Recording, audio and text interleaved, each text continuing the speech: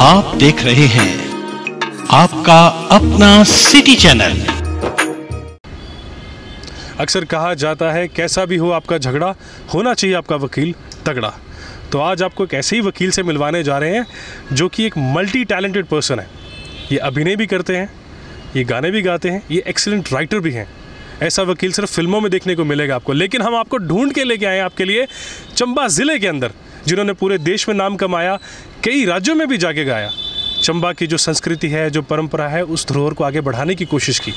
तो आपका समय ना व्यर्थ करते हुए आइए आपको इस दिग्गज कलाकार से मिलवाते हैं जिनका नाम है उमेश ठाकुर सर। स्वागत है आपका हमारे सिटी चैनल में। शुक्रिया जी, शुक्रिया। सिटी चैनल का बहुत बहुत धन्यवाद है जो मुझ जैसे नाचीज़ कलाकार को भी मौका दिया है कुछ बोलने का और आप सब लोगों के बीच में आने का। बहुत बहुत धन्यवाद आपका। विशेषकर अमीन मलिक हमारे मीनू भाई हैं, उनका बहुत बहुत धन्यवाद है। राहुल जी आपका भी बहुत बहुत धन्यवाद है कि आपने मुझे बोलने के लिए कुछ अपने बीच में बुलाया है। थैंक यू, बहुत बहुत धन्यवाद। तो हम चाहते हैं आगे की जो कहानी है, एक तो है ये वकालत करते हैं, लेकिन उसके पीछे का जो टैलेंट है इनके पास, ये सिंगर भी हैं, लिरिक्स राइटर भी हैं, उसी के बारे में बात करेंगे। सर 1999 में आपकी शुरुआत हुई, आपका पहला गाना आया 1999 में। हमारे मीनू भाई अमीन मलिक जी हैं, इन्होंने मुझे कैसे इन्होंने तलाशा और कैसे इन्होंने मुझे मौका दिया वो तो मैं जानता नहीं, पर मेरा ये सौभाग्य रहा कि मीनू भाई ने मुझे नवाले में गाने का अवसर दिया। उससे पहले मैं कॉलेज से और स्कूल लेवल से मैं कल्चर से जुड़ा था और गाने वगैरह और नृत्य वगैरह में हिस्सा लेता रहता था। पर 1999 में मीनू भाई ने बहुत एक मेरे को अच्छा ट्रैक पे लाया और इन्होंने बहुत ही अच्छे बेहतरीन तरीके से मेरे से वो ऑडियो तैयार करवाई और नवाला हमने समाज को दिया। इससे पहले चंबा में ये ट्रेंड था, हमारे जो जितनी भी अंजलियाँ होती थी उनको स्टेज पे नहीं लाया जाता था। तो इस मामले में भी मैंने प्रशासन से बहुत संघर्ष किया कि क्यों ना है ये जो हमारी एंचलियाँ हैं ये भी स्टेज पे परफॉर्म हो। उसके बाद मेरे नवाले आने के बाद हज़ारों हमारे कलाकार हैं जिन्होंने ये एंचलियाँ परफॉर्म करके आज हर स्टेज पे, हिमाचल नहीं पूरे इंडिया में जो एंचली का परफॉर्मेंस हो रहा है, तो मुझे इस बात की बहुत ही खुशी होती है कि अब हमारी एंचलियाँ जो हैं वो एक कमरे से बाहर निकल करके आई हैं। तो इसका जो है वो श्रेय जाता हमारे अमीन मलिक भाई को, जिन्होंने 1999 में जो ये नवाला जो है वो पेश करवाया है मेरे से, तो उनका बहुत बहुत धन्यवादी हूँ मैं। बिल्कुल सर, हमने तो बात बताई 1999 की, बात करेंगे बिल्कुल शुरुआती दौर की। कौन सा साल, कब शुरुआत हुई और कैसे आगे बढ़ना हुआ? मैं आपको बताऊं कि जब 5th और 8th स्टैंडर्ड के स्कूल इकट्ठे हुआ करते थे तो टूर्नामेंट लगते थे। टूर्नामेंट में प्राइमरी और मिडिल का इकट्ठा टूर्नामेंट होता था। तो मुझे उस चौथी 5वीं से और दूसरी तीसरी क्लास से जो है स्कूल से कल्चर में जो है वो ले लिया जाता था और कई बार स्कूल के लिए शील्ड वगैरह जो जीते थे और कई बार परफॉर्मेंस अच्छी आई हैं डिस्ट्रिक्ट लेवल पे भी। और अच्छे हमारे स्कूल के हमारे जो टीचर्स होते थे वो भी बहुत अच्छा सिखाया करते थे। तो धीरे धीरे इस लाइन में मेरे को इंटरेस्ट होता गया और मैं कल्चर से जुड़ता गया। और 2006 में मैंने हमारा एक जगदम्बा कला मंच, सांस्कृतिक कला मंच है, उसका भी हमने एक गठन किया। हमारे कलाकार हैं मेरे साथ और भी, हमने मध्य प्रदेश तक जो है इस कला मंच की तरफ से हमने परफॉर्म किया है। तो देश विदेश में हमें, विदेश तो नहीं अभी मौका मिला, पर देश में हमें जाने का मौका मिला है। तो प्रशासन का भी और हमारे विशेषकर हमारे मीनू भाई का हमारे साथ बहुत सहयोग रहता है। मैं आप सबका बहुत बहुत आभारी हूँ। MB प्रोडक्शन ने बड़े बड़े प्रोजेक्ट्स में काम किया है। हम अगर नाम लेंगे तो नामों की लिस्ट बहुत लंबी है। जैसा कि आप जानते हैं, हमने पिछले एपिसोड में बताया जय मनी महेश, उसके बाद शिव नवाला से हमें याद है शिव नवाला के अंदर जो एंचुअली परफॉर्म की, कैसे सौभाग्य बना शिव नवाला के अंदर आपका? शिव नवाला में हमने जितना अच्छे लगन से काम किया, मेरी पहली ऑडियो भी थी और पहली वीडियो भी थी। मीनू भाई ने बहुत इसमें दिल लगा के काम किया और हमें भी बहुत अच्छा लगा उस काम करने को। और लोगों ने भी इस शिव नवाला को बहुत सराहा है और अच्छे तरीके से ये अभी तक जो है वो लोग इसको देखते जा रहे हैं।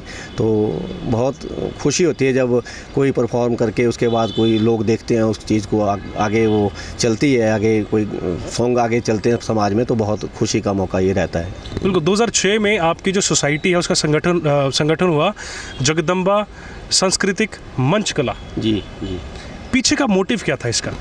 इसका मोटिव था कि हमारी जो कल्चरल जो हमारी जो विरासतें हैं उनको हमने संजोए रखना है, उनको आगे बढ़ाना है, वो विलुप्त ना हो जाएं। हमारी जो सांस्कृतिक धरोहरें हैं उनको बचाना है, चाहे वो पहनावा है, चाहे वो खान पान है, जो भी जितनी भी हमारी चीज़ें हैं हमारे समाज में वो विद्यमान रहने चाहिए।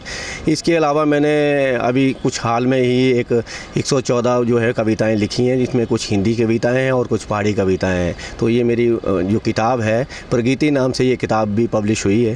तो कल्चर और साहित्य से मैं जुड़ा हुआ हूँ और काम करता रहता हूँ और मुझे अच्छा भी लगता है इस चीज़ से जुड़े रहने से।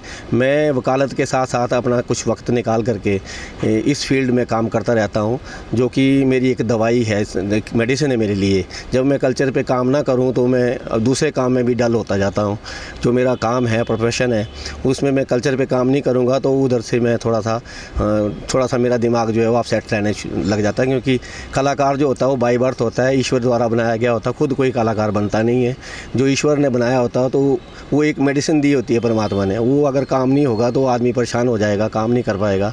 तो ऐसे में मेरे साथ मीनू भाई का आशीर्वाद रहता गया है और मैं काम करता गया हूँ। मैंने कुछ हिंदी भजन भी तैयार किए हैं अपने, मैं तर्ज भी बनाता हूँ और लिखता भी हूँ।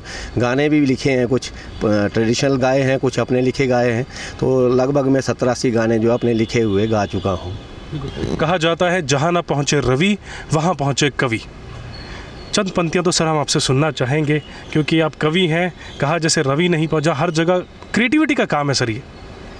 तो आम इंसान दुनिया दराज में फंसा रहता है, लेकिन जो कवि है वो बियॉन्ड डायमेंशन जाके उस चीज़ को सोचता है और प्रकट करता है। इसको एक जो मैंने गाना लिखा है उसकी 2 पंक्तियाँ सुना देता हूँ। रोज रोज कलियां जिंदे तेरी याद आंदी है, रोज रोज कलियां जिंदे तेरी याद आंदी है।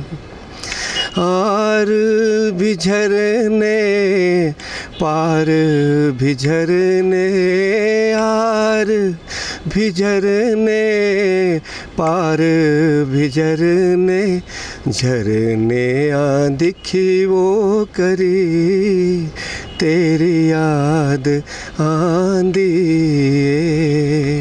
ऐसे मैं खुद लिखता हूँ और खुद गाने तैयार करता हूँ।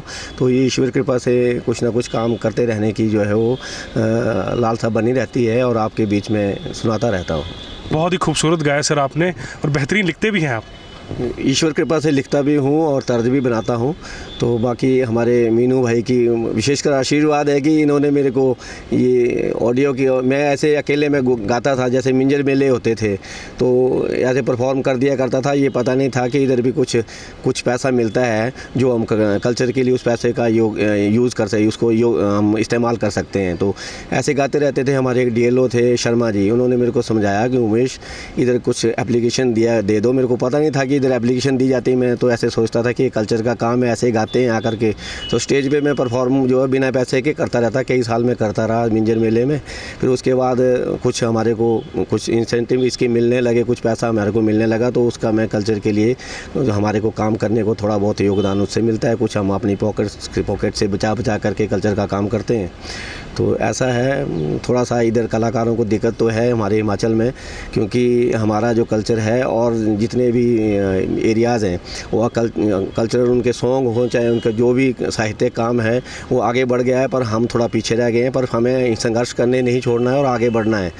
हमने अपने कल्चर को, अपने गानों को, अपने सुरताल को पूरे हिमाचल में ही नहीं, पूरे इंडिया में नहीं, विश्व भर में इसको हमने एक पहचान देनी है। उस कार्य में लगे रहना है। आपके जज्बे को सिटी चैनल हमारा सलाम करता है। और इसके साथ साथ जो MB प्रोडक्शन ने काम किया है अपने ज़माने में और आज भी कर रहे हैं, वो काबिल तारीफ़। बहुत इनके जो काम की सराहना जितनी की जाए वो कम है, क्योंकि अमीन मलिक भाई जो है वो कल्चर से बिल्कुल रूबरू हैं और कल्चर के लिए ही अपना सर्वत्र इन्होंने जो है न्यौछावर कर रखा है। इन्होंने अपना धन नहीं देखा, अपना कोई काम नहीं देखा। कल्चर के लिए जहाँ इनको अच्छा कलाकार दिखा, उसको आगे प्रोजेक्ट करने में इन्होंने कोई भी कोताही नहीं बरती है। ये बहुत बधाई के पात्र हैं पूरे चंबा वासियों के लिए। काफ़ी इन्होंने, मैं ही नहीं और भी कई सिंगर लोग हैं, कोई गायक लोग हैं जिनको इन्होंने प्रोजेक्ट किया है और उनका जो है वो उनको समाज के सामने लाया है। बात करेंगे सर चैलेंजेस की।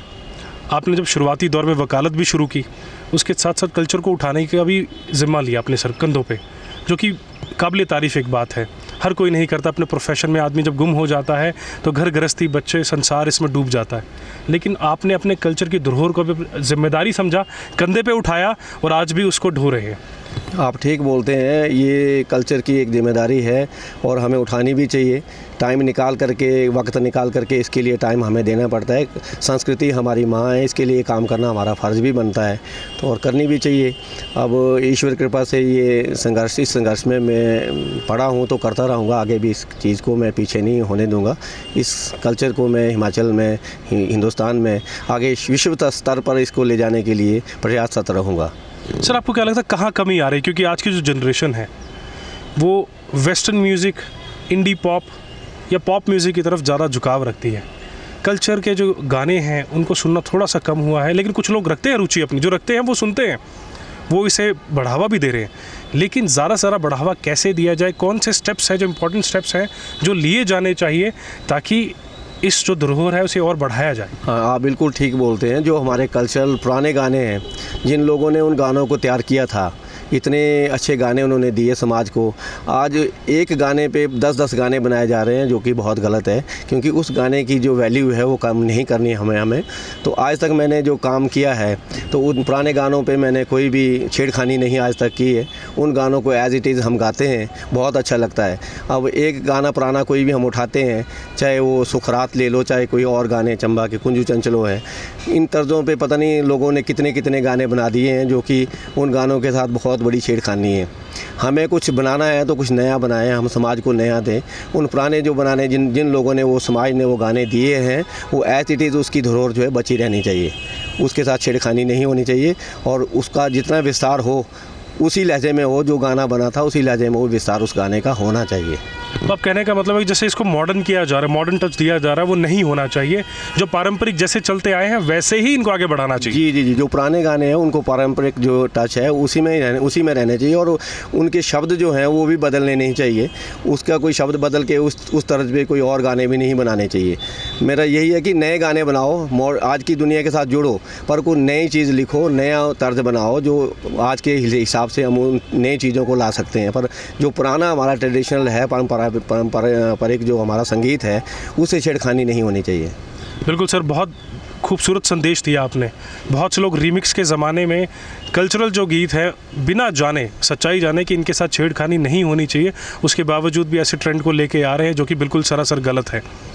लेकिन सर, जो चंचल वाली आपने बात कही, हमने कुछ चंद बोल तो बड़े लोगों से सुने हैं, लेकिन आपके मुंह से सुनने की बात ही नजर लगे। सुना देते हैं। बिल्कुल सर। राते ओ बराती मत हिंदा कुंजुआ, राते ओ बराती मत हिंदा कुंजुआ, बैरी भरिया बंदूका हो, मेरी ये जिंदे बैरी भरिया बंदूका हो, बैरिया रगम ना तू करया चंचलो, बैरिया रगम ना तू करया चंचलो, बाई जोर बतेरा हो। ये बहुत हमारा प्राचीन गाना है चंबा का, और बहुत अच्छा लगता है इस गाने को सुन करके। तो अगर हम इस गाने पे कोई नया गाना लिख देंगे तो जिन लोगों ने ये बहुत अच्छा गाना तैयार किया है उनकी आत्माओं को भी ये बुरा लगेगा, और जो ये गाना बना के चले गए हैं समाज वाले, तो उनके साथ भी हमारा ये बहुत बड़ा अन्याय और पाप होगा। इन चीज़ों को हमें बचाना है। उन चीज़ों पे हमने ना, इन चीज़ों जो गाने बने इन पे हमने कोई नई तर्जें देनी है, ना इनके कोई शब्द बदलने हैं। तो सबको, कलाकारों को इस बात पे ध्यान देना बहुत ज़रूरी है। सर, दो शब्द, एक चंचलो बहुत सुना हमने गानों में, और एक प्यारुआ भी है। क्या डिस्क्राइब करना चाहिए? कल्चर को क्या दर्शाता है? क्या स्टोरी है इसके पीछे की सर? जो चंचलों की स्टोरी है सर, ये बहुत ही प्राचीन स्टोरी है। हमारे चंबा की एक गाथा मानी जाती है कि कोई गद्दी था कोई ब्रह्मौर से, और वो चौगान में आता जाता उसका डेरा हुआ करता था। तो चंचलों कहीं गाँव इधर की ओरे परे की, कहीं चंबा के गांव की हो सकती है, तो वो मिलने उससे आया करती थी। तो अब उनका प्यार हो गया। प्यार ऐसा हुआ कि शादीशुदा थे दोनों, फिर भी वो प्यार के बंधन में बंध गए और इवन की एक दूसरे के लिए जान न्यौछावर करने के लिए तैयार हो गए। तो ऐसी एक स्टोरी, पुरानी स्टोरी मानी जाती है। बिल्कुल सर। और ख़ासकर आज के जो यूथ है जी, आपसे जुड़ना चाहते हैं, आपका संगठन भी बना हुआ है सर, जी। क्या कहेंगे, कैसे आपसे जुड़ सकते हैं? क्योंकि बहुत से लोग हैं आज की जनरेशन में भी जो पुराने गाने गाते हैं जी, और जैसे जैसे आदमी की उम्र बढ़ती है उतना ही वो कल्चर से अपने जुड़ता जाता है। जी। उसे समझ आने लगती है कि जो बाहर की दुनिया वो दिखावा है, हम जहाँ से आते हैं यही हमारी असलियत है। असलियत है। कौन कौन और कैसे आपसे जुड़ सकता है, उसके बारे में थोड़ा बताएं। मेरे से कोई जुड़ना चाहे तो वो जुड़ सकता है, मेरे से कोई सीखना चाहे तो मैं हर वक्त तैयार हूँ। और वो आदमी कोई भी कलाकार है, मेरे से कुछ सीखना चाहता है, मेरे से कुछ शेयर करना चाहता है, किसी स्टोरी के बारे में कोई ज्ञान लेना चाहता है, तो वो बोल सकता है, मेरे से मिल सकता है। आपने भारत में भी कई जगहों पे गाने गाए, जी शोज़ अटेंड किए जी। कौन कौन सी जगह आप और गए हैं हिमाचल के अलावा? हिमाचल के अलावा मैं 2 बार 2009 में और 2013 में मैं भोपाल मध्य प्रदेश में गया। तो मध्य प्रदेश में दूसरी बार तो मेरे साथ जो टीम थी वो हैरान रह गई कि सेकंड टाइम जब हम गए तो 1.5-2 किलोमीटर तक मेरे होल्डिंग लगे हुए थे। बड़े जैसे कोई नेता आता है तो वो लोग भी हैरान हो गए, तो ये तो बोले उमेश ठाकुर इधर छाए हुए कहते। तो उन जो बड़े बड़े होल्डिंग में उन्होंने मेरे को सम्मान दिया और बड़े अच्छे तरीके से 2 बार प्रोग्राम हुए उधर।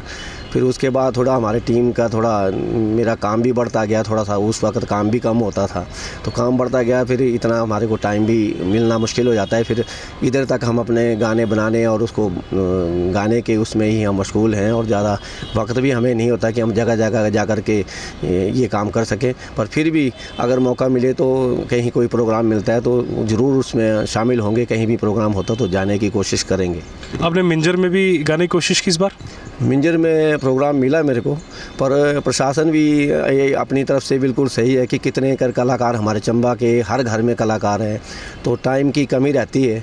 तो मेरे को तो कोई प्रशासन से इस बारे में कोई मेरे को कोई नाराज़गी नहीं है, क्योंकि जितना का टाइम हुआ, अब चाहे 1 मिनट का टाइम मेरे को मिलता है तो अच्छे तरीके से उसको हम परफॉर्म करेंगे, तो मेरे लिहाज से वो बहुत बड़ी बात है। कितना बड़ा योगदान है आपका एमबी प्रोडक्शन में और मीनू भाई का आपके करियर में? मेरे कैरियर में जो कल्चरल लाइन है बहुत बड़ा इनका योगदान है और इनका स्थान भी मेरे दिल में है। तो इनको सुख दुख में मैं इनकी मैं हमेशा हाजिर रहता हूँ और इनसे मैं पीछे नहीं रहता, इनके साथ खड़ा हूँ। जब कोई सुख हो दुख हो तो मेरी जो विशेज़ हैं इनके प्रति हमेशा रहती हैं। और इसी के साथ हम एक और चीज़ जानना चाहेंगे, क्या संदेश रहेगा हमारे माध्यम से आज के यूथ को, बुज़ुर्गों को, कल्चर किससे रिलेटेड और गानों से रिलेटेड, पारंपरिक गानों से रिलेटेड क्या कहना चाहेंगे आप अपने? मैं ये कहना चाहता हूँ कि हमारे बुज़ुर्ग, तो मैं बुज़ुर्गों को समझा नहीं सकता, वो हमारे से आगे हैं, हम उनसे कुछ सीखे ही हैं। बाकी जो नए आने वाली पीढ़ियाँ हैं, बच्चे हैं, चाहे मेरे युवा साथी हैं, वो पुराने गानों से जुड़े रहें और लिखें भी, और तो कुछ नया लिखें, बनाएं तो नया बनाएं। उन गानों पे छेड़खानी ना करें और उन गानों से रिमिक्स ना करें जो हमारे पुराने टाइम के जो गाने हमारे लोग गाथाएँ हुआ करती थी। लोग समाज में कहीं भी शादियाँ ब्याह में कोई गाने लगते थे, तो उन गानों की जो एज इट इज़ जो है वो उनकी सैंक्टिटी बनी रहनी चाहिए और वो गाने ख़राब नहीं होने चाहिए। बस मेरी यही आपसे गुजारिश है। सर, कुल कितने गाने आप गा चुके हैं और कितने गाने गाना पेंडिंग है आपके? गाने पेंडिंग तो बहुत हैं, पर बजट की हमेशा मुश्किलात रहती है। तो कोई एक साल में 1-2 गाने मैं कोशिश करता हूँ कि 1-2 ऑडियो निकले, तो बजट की वजह से ये चीज़ें मुश्किलात में पड़ती हैं थोड़ी सी। तो कोशिश करते हैं कि चलो जितना मेरे पास मटेरियल तो भगवान की दया से अभी बोलो आप 5 मिनट में कोई और नया मटेरियल तैयार कर देंगे, मटेरियल की कमी नहीं रहती है, पर हमारे बजट की कमी होती है। तो 17-80 गाने मैं जो अपने लिखे हुए गा चुका हूँ और कुछ इसमें से ट्रेडिशनल हैं और कुछ लिखे हुए हैं। तो ट्रेडिशनल गाने तो कुछ निकले भी हैं, जैसे मेरे यूट्यूब चैनल है प्लीजिंग टीवी करके, उसमें संजड़े करके 6-7 पुराने हमारी एंचलियाँ हैं। संजड़े शाम के टाइम जो गाने एंचली के उसमें गाए जाते हैं उनको संजड़े कहा जाता है। तो मैंने वो भी ऑडियो करके वीडियो भी किया उसका, और वो चैनल पे भी डिस्प्ले है। बाकी इसके अलावा एमबी प्रोडक्शन हमारे अमीन मलिक भाई हैं, उन्होंने जो है एमबी प्रोडक्शन में रामायण की एंचलियाँ मेरे से करवाई हैं, जिसमें कुछ ट्रेडिशनल ट्रेडिशनल है और कुछ मैंने लिखी है और कुछ अपनी तर्ज भी उनको दी है, नई तर्ज दी है। तो रामायण इससे पहले जो गाई जाती थी तो वो बनखंड तक रामायण जो है हमारे समाज में चंबा में गाई जाती थी, उसके आगे रामायण का हमारा पोर्शन नहीं था। रामायण बनखंड के आगे बंद हो जाती थी। तो बनखंड के आगे की रामायण कंप्लीट की है ना, बनखंड के आगे की रामायण थी लड़ाई तक, और बनखंड से पहले वाली रामायण जो है वो नहीं थी। तो जन्म से लेकर के अयोध्या वापसी तक जो है वो अयोध्या वापसी की जो रामायण है वो भी एंचलियों में नहीं थी। तो जन्म से लेकर के लड़ाई तो बनखंड से लेकर लड़ाई तक तो ट्रेडिशनल है, और उसमें कुछ मैंने कुछ बीच में भी अपने कुछ लिखे हुए रामायण की एंचलियों में लिखे हुए भी कुछ बीच में दिए हैं। बाकी अयोध्या वापसी में भी मैंने खुद का लिखा है, और जन्म से लेकर जो जन्म होता है और भारत मिलाप वगैरह जो एंचलियाँ हैं वो सब जो है मैंने लिखी हैं और तर्ज भी बनाई है। तो ये कंप्लीट हो गया, ऑडियो काफ़ी टाइम का हो गया है।